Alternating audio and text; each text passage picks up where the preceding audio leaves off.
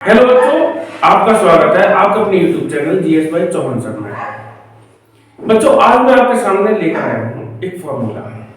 ये फॉर्मूला है A plus B का whole square equal to A square plus B square plus 2ab। तो एक सभा को संबोधित करते हुए जो हमारे प्रधानमंत्री जी हैं श्री मोदी जी, उन्होंने कहा कि a प्लस बी का whole square equal to A square plus B square plus 2ab। ये एक्स्ट्रा 2ab कहां से आया? ये एक्स्ट्रा 2ab कहां से आया?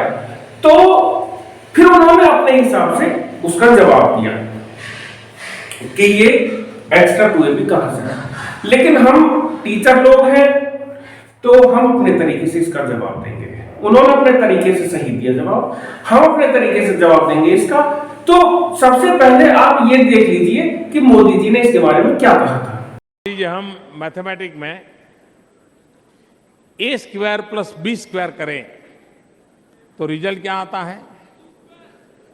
लेकिन मान लीजिए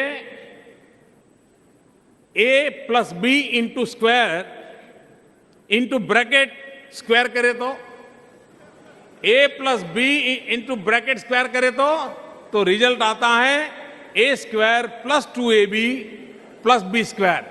ये एक्स्ट्रा 2ab मिलता है कि नहीं मिलता है? एक्स्ट्रा 2ab कहां से आया? तो भारत और कनाडा जब मिलता है तो एक्स्ट्रा 2ab निकलता है। हाँ, तो आपने सुन ही लिया होगा कि हमारे जो पीएम साहब ने इसका क्या जवाब दिया था। अब हम देखते हैं कि इसको प्रूव करते कैसे हैं। a प्लस बी का whole square equal to A square plus B square plus 2ab, इसको प्रूव कैसे करते हैं? एक तो तरीका यही हो गया, a प्लस बी का होल स्क्वायर है तो a प्लस बी में a प्लस बी की हम मल्टीप्लाई कर देंगे तो आंसर आ जाएगा। लेकिन मैं एक दूसरा तरीका बताता हूं, इसको ज्योमेट्रिकली प्रूव करके दिखाता हूं मैं आपको। इसको प्रूव करते हैं, देखो ज्योमेट्रिकली। अब मान के चलो हमारे पास ये एक लाइन सेगमेंट है, कोई आर्बिट्रेरी लाइन सेगमेंट, एक रेखाखंड है ये। इसकी मान ली हमने यहां कोई भी आर्बिट्रेरी पॉइंट ले लिया, कोई भी एक पॉइंट ले लिया। इसको हमने यहां एक पॉइंट ले लिया और यहां से यहां तक की जो ये डिस्टेंस है इसको हमने a मान लिया। कितनी? ये इतनी। ये शायद दिख नहीं रहा होगा इतना, मैं थोड़ा सा और बड़ा बनाता हूं इस फिगर को। फिगर थोड़ी बड़ी बनाता हूं मैं। देखो ये है, तो यहां मैंने एक पॉइंट ले लिया और इस पॉइंट की इस इनिशियल पॉइंट से जो डिस्टेंस है वो a है। इसके बाद ये वाली हमने मान ली b,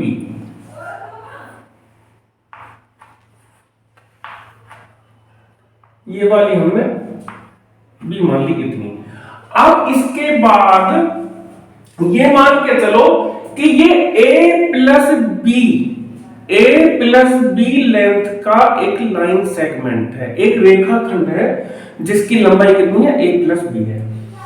अब हम a प्लस बी लंबाई का ही एक स्क्वायर बना लेते हैं, मतलब वर्ग।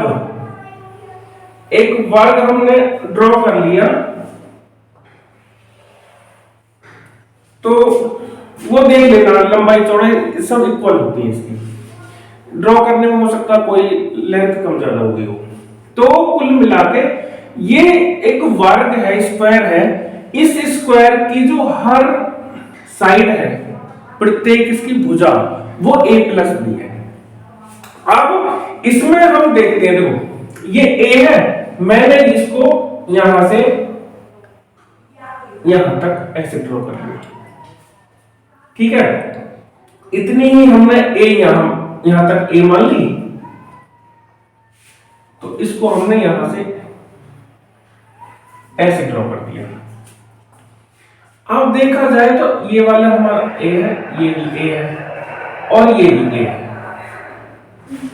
तो और ये ए है तो इधर सामने वाली भी ए है, इतनी। और ये बी है तो इसके सामने वाली ये बी है।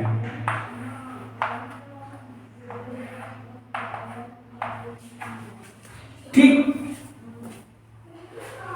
और नीचे वाली पे आ जाते हैं, क्योंकि ये पूरी लाइन a प्लस बी है तो a ये है तो b ये हो जाएगी, ये हमारी b हो जाएगी,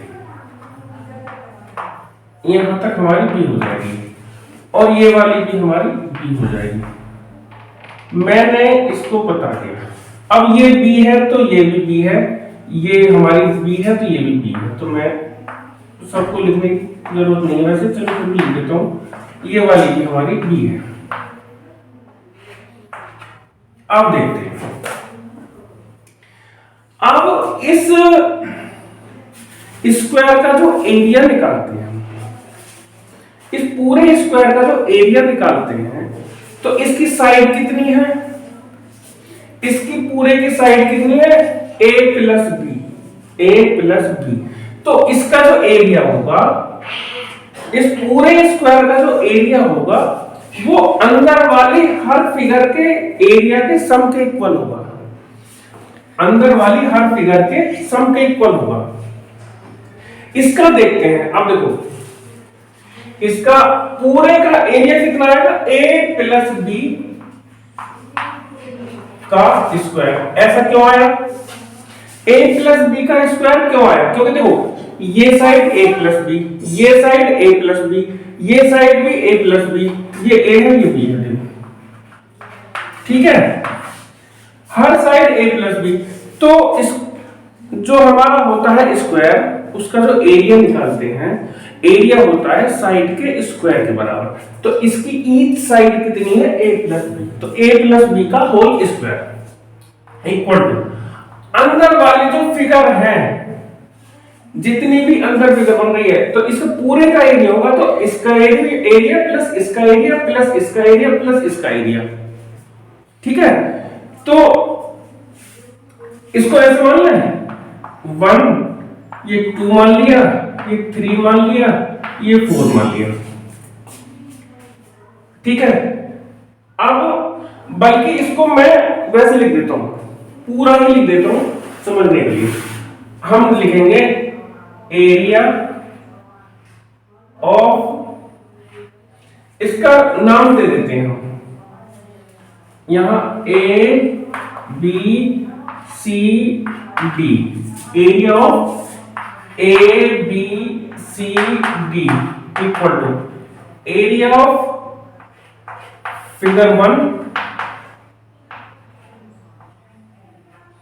plus area of figure 2 plus area of figure 3